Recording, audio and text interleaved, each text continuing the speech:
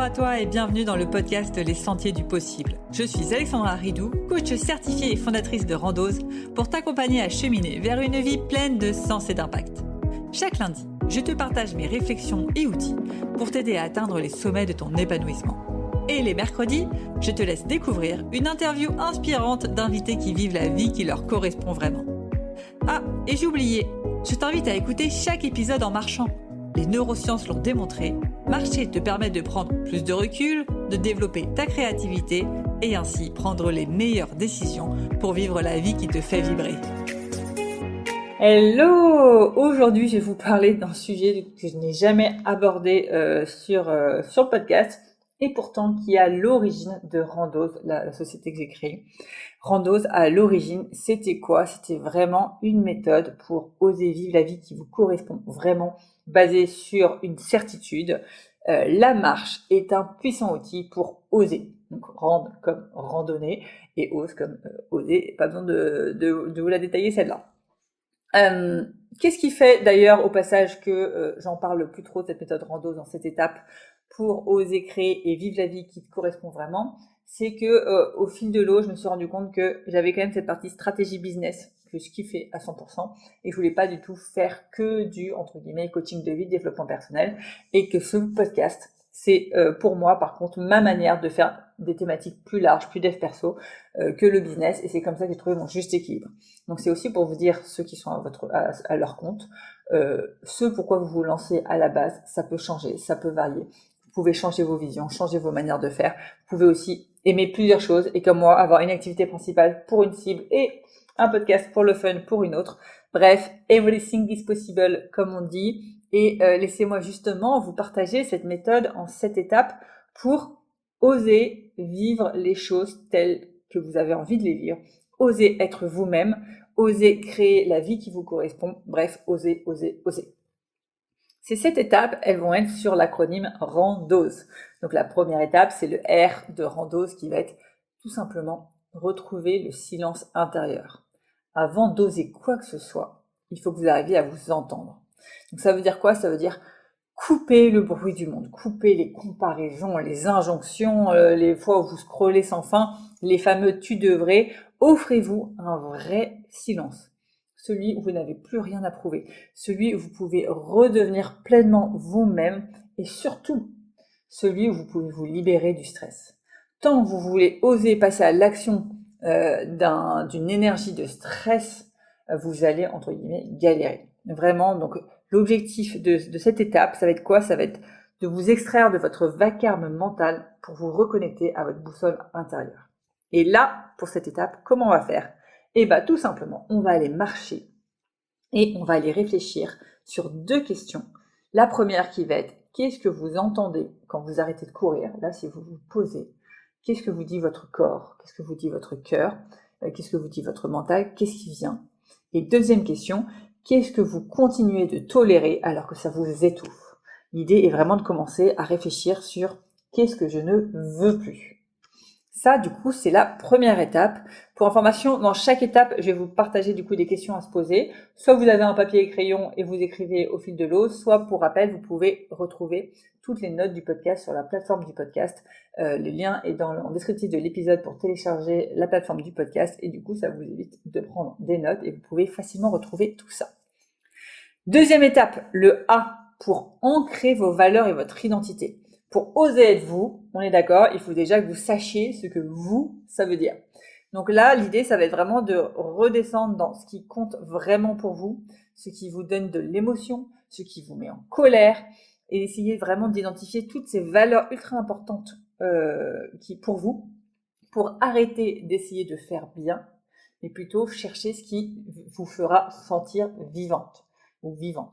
C'est vraiment ça l'objectif de cette étape, c'est ok, maintenant que j'ai fait un peu le vide, je me suis reconnectée à moi, qu'est-ce qui est vraiment important pour moi?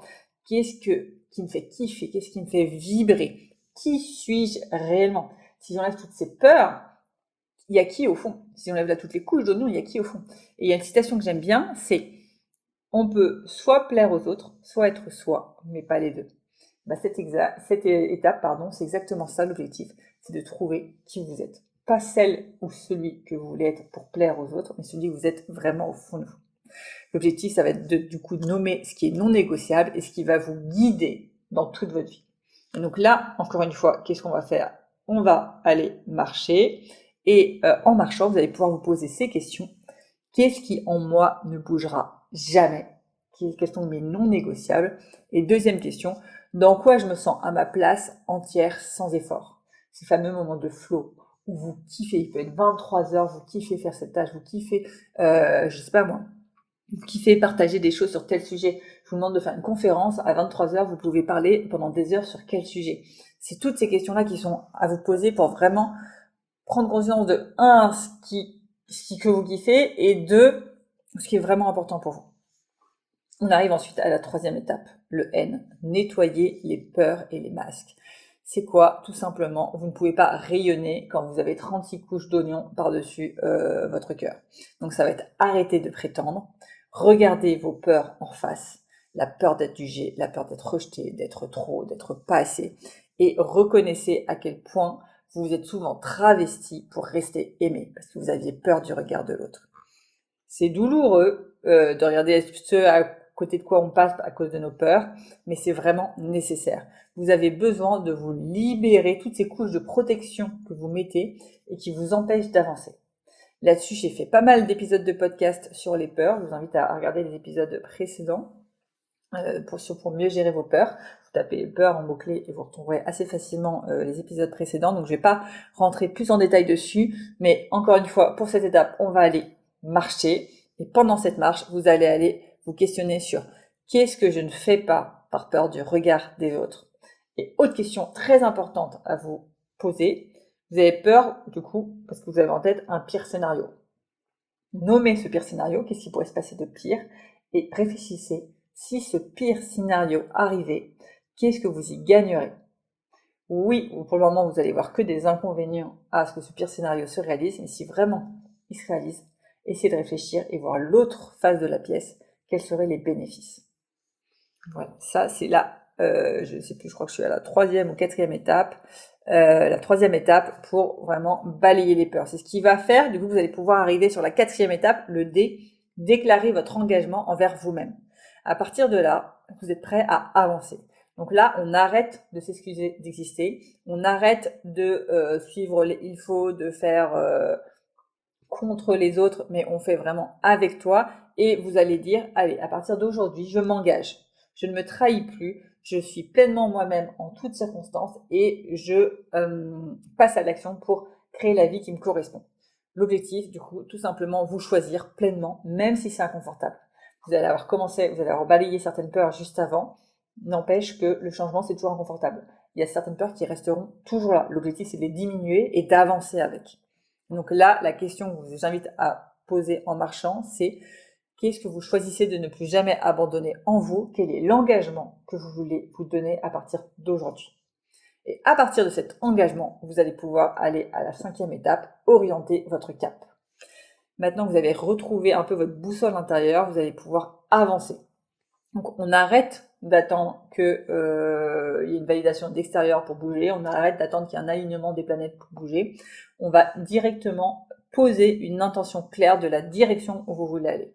Cette direction, elle sera peut-être pas parfaite, c'est pas grave, mais elle sera juste à cet instant T-là. Je vous l'ai dit, moi quand je me suis lancée, je voulais aider les gens à construire la vie qui leur correspond, plutôt côté pro. Finalement, ce cap, il a totalement changé. Maintenant, moi, ce que je veux, c'est aider les personnes à vivre de leur passion, d'un point de vue entrepreneuriat et du coup, être autonome financièrement. C'est des choses qui vont changer, mais à cet instant T-là, aujourd'hui, définissez un cap. Et ce cap, après, on verra, il pourra être réajusté.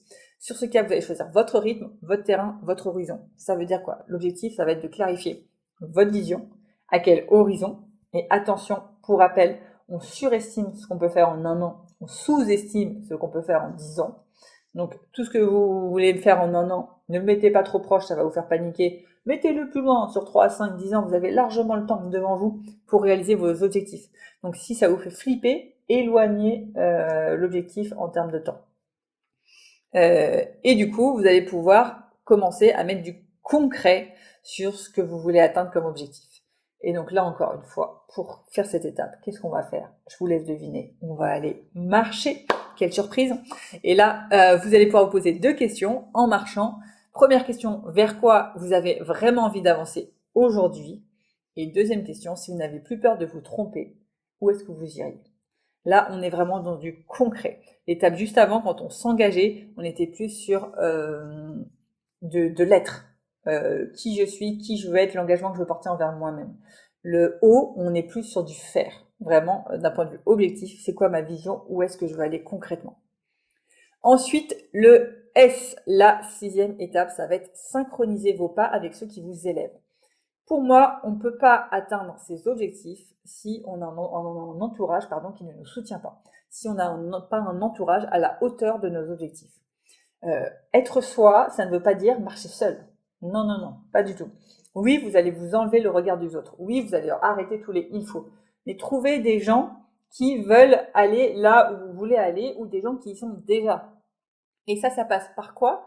Ça passe par, du coup, synchroniser vos pas avec des personnes avec qui ça match, mais aussi apprendre à dire non sans vous excuser, apprendre à dire oui sans vous trahir non plus et avancer à votre rythme. Et s'il y en a qui veulent pas vous suivre, c'est OK.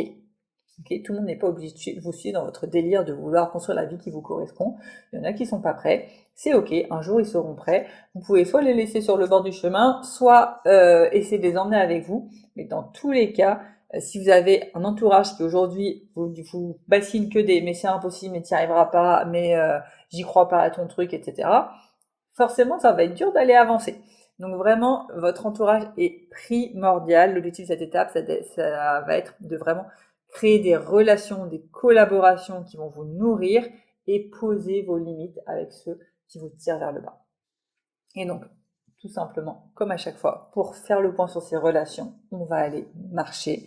Et là, il y a 2 questions que je vous invite à poser. La première, elle est un peu forte, mais je pense que c'est très bien d'avoir utilisé ces mots-là parce que c'est ce qui vous permet de aussi poser à quel point vous avez confiance en vous pour avancer dans la suite. La première question, c'est qui mérite que je marche à ses côtés? Ça vous redonne le pouvoir de vous pouvez choisir votre entourage. Vous n'êtes pas obligé de rester avec votre entourage actuel si votre entourage actuel vous tire vers le bas. Donc vraiment, posez-vous cette question, qui mérite que je marche à ses côtés? Et deuxième question, et si être vrai, c'était aussi accepter que tout le monde ne me suive pas? Avec qui vous voulez du coup commencer à créer de la distance? La distance, ça ne veut pas dire non plus couper les ponts du jour au lendemain, mais simplement passer un peu de moins de temps avec ceux qui vous tirent vers le bas. Et on en arrive à la dernière étape, l'étape de l'action, le E, expérimenter votre chemin. On ne trouve pas sa voie en la pensant, j'en suis persuadée, on la trouve en la vivant. C'est en avançant que tout va s'éclairer. Donc là, vous avez fait pas mal, les 6 premières étapes, elles sont pas mal quand même dans la tête, même si justement pour pas y rester que dans la tête, on se met en marche, on se met en mouvement, ça aide à faire avancer la pensée. L'avant-dernière étape, elle est quand même sur les relations, donc on commence à prendre des actions. Là, vraiment, la dernière étape, c'est celle où on est purement dans l'action et plus dans la tête. Donc ça veut dire quoi? Ça veut dire bye bye le perfectionnisme. On arrête là. Là, on passe à l'action. Fait vaut mieux que parfait. Vous essayez, vous ajustez, vous allez vous rater. Ok. Vous allez rire aussi de temps en temps parce que vous allez vous auto-moquer de vous. Vous allez finalement comprendre que vous êtes le chemin et qu'il n'y a pas une destination particulière à atteindre finalement. C'est le chemin de la vie. Je veux dire, la fin, elle est quand vous mourrez, c'est tout. Là, vous avez fixé un premier cap, mais il va changer. Derrière la montagne que vous allez gravir, il y en aura une deuxième, puis une troisième, puis une quatrième. Puis peut-être que vous allez tourner en rond autour de cette montagne. C'est OK, mais l'important, c'est d'avancer. Avancer, c'est ce qui vous fera sentir vivant. Avancer, c'est ce qui vous permettra d'aller à chaque fois un peu plus près de ce qui vous correspond vraiment. L'objectif de cette étape, ça va être donc de transformer votre identité, ce que vous avez enfin acté, en mouvement. Et du coup, comment vous allez pouvoir construire ce chemin, comment vous allez pouvoir passer à l'action, en commençant par marcher. Et là, il y a 2 questions que vous pouvez vous poser. La première, qu'est-ce que vous avez envie d'essayer, même si vous n'avez aucune garantie que ça marche? Quel est le premier pas que vous avez envie de faire? Est-ce que c'est contacter quelqu'un? Est-ce que c'est une recherche Google?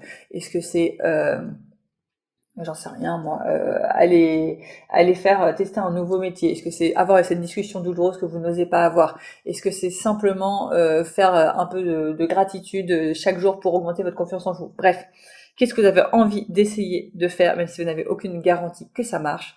Et la deuxième question, pardon, à vous poser, c'est comment vous pouvez honorer le chemin même quand il défie.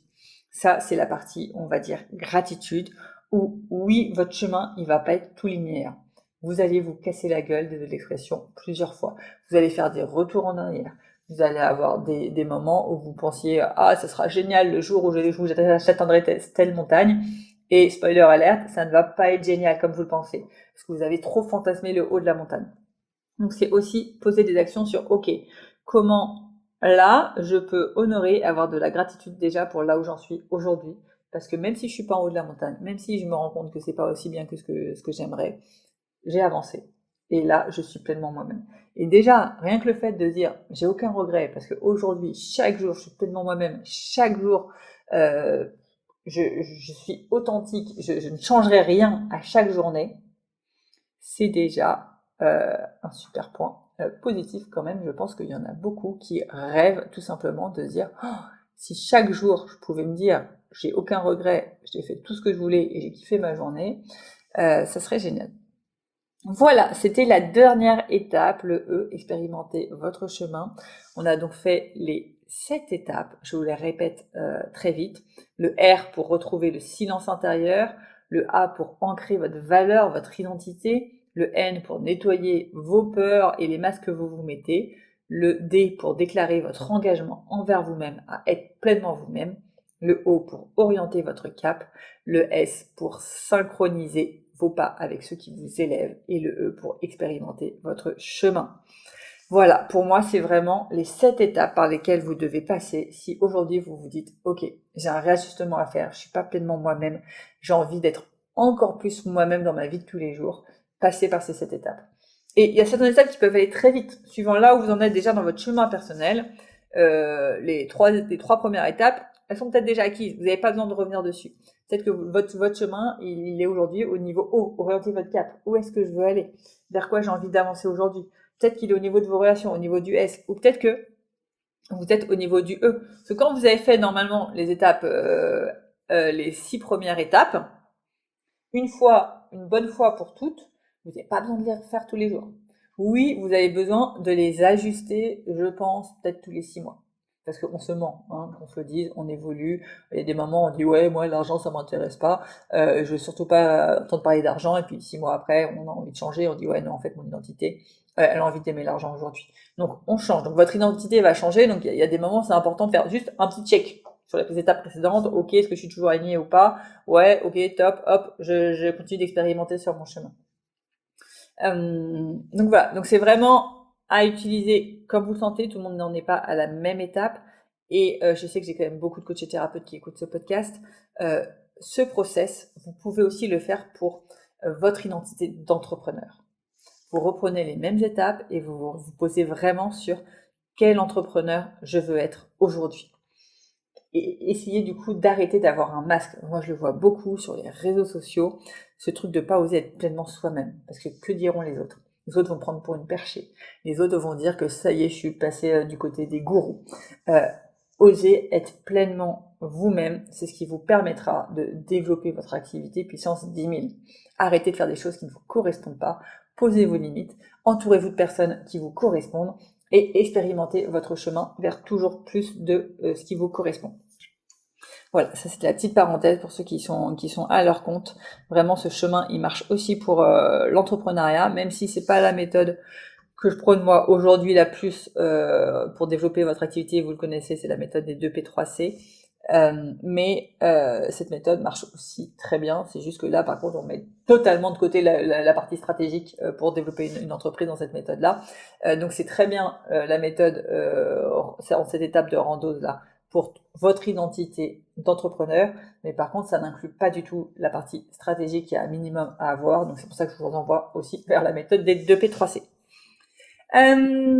Voilà, et ben je crois que j'ai fait le tour sur cette méthode. J'espère qu'elle pourra vous inspirer, qu'elle pourra vous aider à construire cette vie qui vous correspond vraiment. Parce que clairement, on le sait, il y a le livre de Bronnie Ware, si je dis pas de bêtises, sur les 5 plus grands regrets des mourants, qui du coup a fait une étude sur les 5 plus grands regrets des mourants, comme son nom l'indique, et les plus grands regrets sont toujours les mêmes. Ne pas avoir vécu la vie dont on aurait vraiment aimé vivre, et plutôt celle que les autres auraient aimé qu'on vive, ne pas avoir passé assez de temps avec les personnes qu'on aime, et j'ai plus les 5 autres, mais globalement tout tourne un peu autour de j'ai joué un rôle, je n'ai pas été pleinement moi-même, j'ai pas assez osé faire de choses dans ma vie, donc vraiment, osez, vous avez beaucoup plus à gagner qu'à perdre, et une question que vous pouvez vous poser quand vous avez peur d'oser, c'est ok, je vois toutes les peurs et tous les risques à oser, mais qu'est-ce que ça me coûte aussi de ne pas oser? Cette question, on oublie très souvent de se la poser. Qu'est-ce que ça vous coûte aujourd'hui de ne pas oser être vous-même dans telle situation? Qu'est-ce que ça vous coûte aujourd'hui de ne pas oser faire telle action? Voilà, eh bien écoutez, j'en ai fini pour aujourd'hui. Je vous dis à très vite et restez bien jusqu'au bout pour avoir votre question de coaching à méditer en marchant et en musique. Ciao! Avant de te plonger dans la question de coaching du jour, pense à rejoindre la plateforme d'exercice en ligne du podcast pour y retrouver les notes d'épisode, les questions de coaching et l'action à réaliser pour cheminer pas à pas vers une vie pleine de sens et d'impact. Le lien est en description de l'épisode. Et bien évidemment, si tu as aimé cet épisode et le concept du podcast, tu peux me le faire savoir en me laissant une belle note ou un joli commentaire sur la plateforme de ton choix. Tu peux aussi partager le podcast à une personne qui peut en avoir besoin. Et c'est parti pour tes 2 minutes de coaching et on se retrouve très vite dans le prochain épisode. Bye bye!